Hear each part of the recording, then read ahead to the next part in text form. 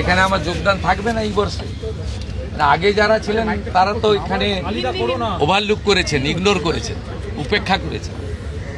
আমি তো দেখে এলাম এই বিল্ডিং হচ্ছে হেরিটেজ বিল্ডিং। আমাদের তো হেরিটেজ কমিশন তৈরি হলে আমি রেকমেন্ড করব হেরিটেজ কমিশনের কাছে যাতে এই বিল্ডিংকে হেরিটেজে যুক্ত করা হয়। আর আগের সরকার তো হেরিটেজ কমিশন তুলে দিয়েছিল। ঠিক আছে, ওটা তো একটা ব্যক্তি মালিকানা বা ট্রাস্টি আছে। আমরা জিরাটে একটা জায়গা কিনেছি, পশ্চিমবঙ্গ সরকার, আমরা ডিড করে এগ্রিমেন্ট করে করেছি। ওখানে একটা লাইব্রেরি সৌধ। বাকিটা আপনারা অমিত শাহজির মুখ থেকে শুনবেন। हाँ जरूर आने वाला है। इस सिंगूर के टाटा भगाने वाला नहीं रहना चाहिए और डॉक्टर श्यामा प्रसाद मुखर्जी आना चाहिए। मैं रिक्वेस्ट किया है स्कूल एजुकेशन मिनिस्टर को, principal secretary, higher education minister को। सिलेबस जो कमिटी होगा उसका पास मुख्यमंत्री का जो अपील है विश है उनको बताएगा। ये तो होना चाहिए ना। सिंगूर में टाटा का भगाना का इतिहास है, वो तो सिलेबस से हटना चाहिए। अब ये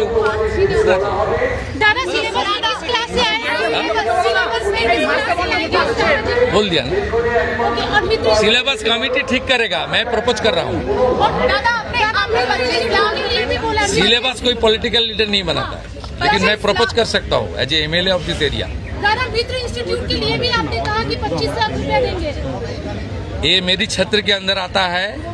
इस बार सरकार ने 70 लाख को 1 करोड़ किया है MLA लाख। 125वां उनका जन्मतिथि चल रहा, जन्म दिवस चल रहा है। इसमें कुछ काम तो यहाँ भी होना चाहिए। लंबा इतिहास है, 1906 से 1970 तक यहाँ उन्होंने विद्यार्थी थे। उसका बाद 1924 से 1938 स्कूल का जो परिचालन कमेटी था उनका प्रेसिडेंट था।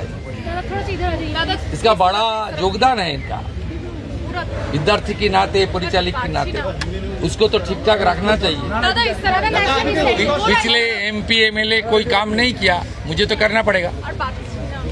ডক্টর শ্যামাপ্রসাদ মুখার্জির স্মৃতিগুলোকে সংরক্ষণের জন্য বললেন আপনি, কমিটি গঠন করা হবে।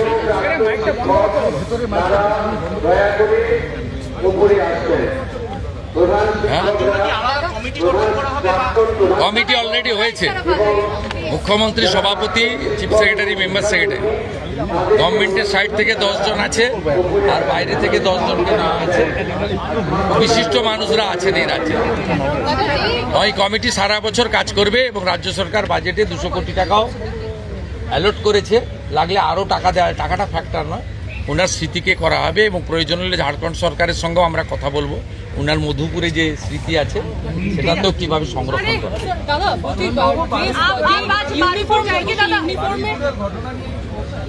না, আমি কালকেই ওনার বাবার সঙ্গে কথা বলেছি। ওনার বাবা বিচার চেয়েছেন। জঘন্যতম ঘটনা, সিট গঠন হয়েছে।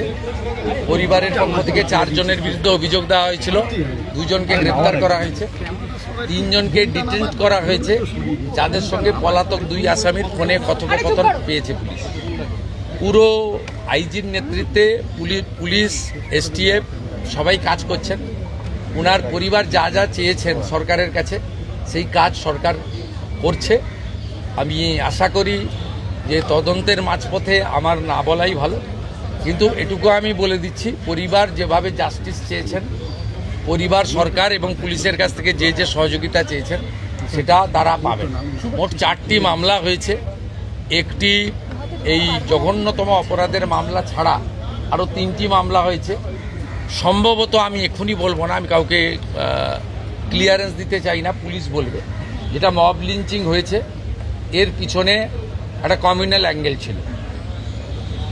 রেল লাইনে যেভাবে রেলপথকে উপড়ানো হয়েছে, আমাদের অতীত ইতিহাস মনে পড়ছে। 2019-এর CA বিরোধী আন্দোলন বা কিছুদিন আগে ওয়াকফ অ্যামেন্ডমেন্ট বিরোধী আন্দোলন। তৃতীয় হচ্ছে CRPF-এর 2 জন জওয়ান আহত হয়েছেন, একটা পুলিশের গাড়িকে জ্বালানো হয়েছে। আপনারা নিশ্চিন্তে থাকুন, প্রথমটার তো বিচার দেব, ক্যাপিটাল পানিশমেন্ট দেব। ওর বাবা যা যা চেয়েছে সব করবে মুখ্যমন্ত্রী। সাথে সাথেই ফোনে কথা বলেছি। তো আমি খুশি যে ওনারা আমার আস্থা রেখেছেন।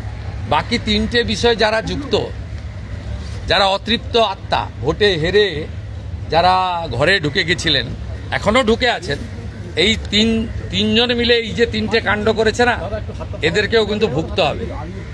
এমন ভোগাবো বুঝতে পারবেন।